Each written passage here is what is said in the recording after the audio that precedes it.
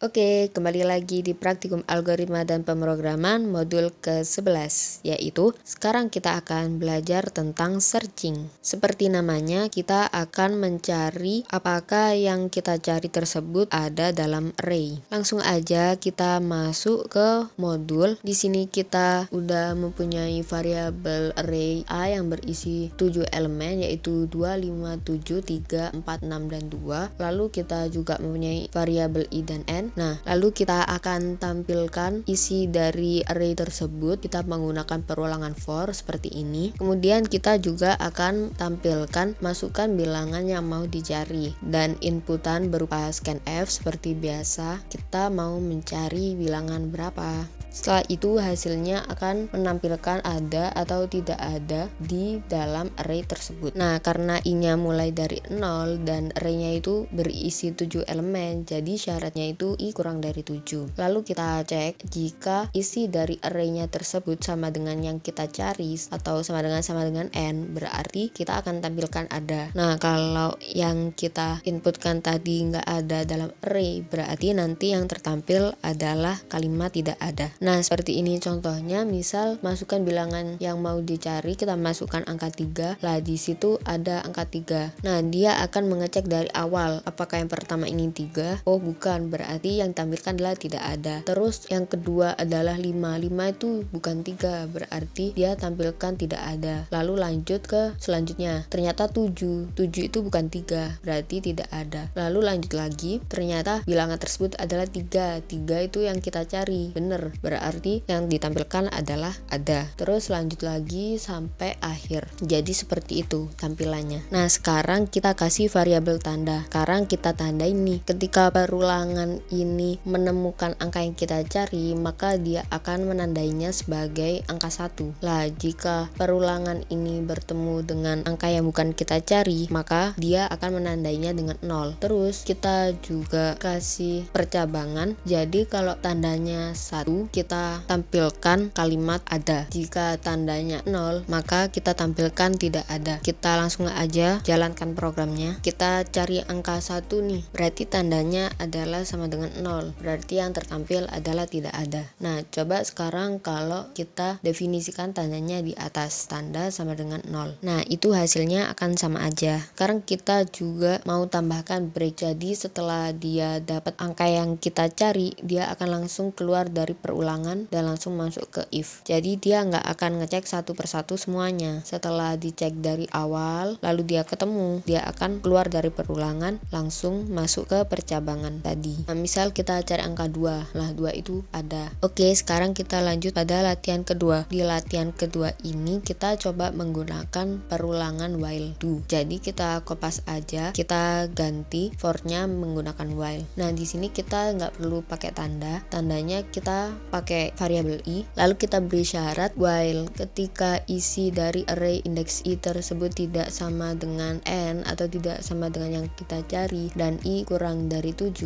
maka I-nya akan bertambah 1. Lalu dia akan ngulang terus. Nah, setelah keluar dari perulangan, dia akan masuk ke percabangan. Jika I-nya itu sama dengan N, sama dengan yang kita cari, jadi kita akan tampilkan ada. Jika nggak ada, berarti kita akan tampilkan tidak ada. Oke, kita coba jalan ke programnya. Kita coba angka 8. Nah, di 8 itu kan nggak ada di array, jadi yang tertampil adalah tidak ada. Nah, di sini kita akan membuat array, lalu kita masukkan nilai yang akan dicari, lalu kita akan hitung nilai yang kita cari itu ada berapa di array tersebut. Oke, pertama kita buat arraynya, kita pakai variabel A yang berisi 10, lalu kita definisikan, kita juga tulis kamusnya, ada I, N, C buat ngehitung yang sama itu ada berapa nanti. Terus kita beri tanda juga, lalu kita akan tampilkan juga, kita menggunakan perulangan for untuk menampilkan nilai dari array-nya tadi yang udah kita tulis. Lalu kita definisikan C-nya ini sama dengan 0. Terus kita tampilkan kalimat masukkan bilangan yang dicari. Nah, di sini kita pakai scanf, kita inputkan bilangan berapa yang mau kita cari, terus kita masuk pada perulangan for seperti tadi. Nah, kalau nilai dari array tersebut sama dengan yang kita cari, berarti kita kasih tahu bahwa tanda sama dengan 1 dan C-nya itu bertambah 1. Berarti setiap dia ketemu angka yang dicari tadi, C-nya ini akan bersatu terus, bertambah 1 terus. Jadi nanti ketemu jumlah bilangan yang kita cari itu ada berapa. Nah, ketika bilangan yang kita cari tadi ada, kita akan tampilkan if tanda sama dengan 1,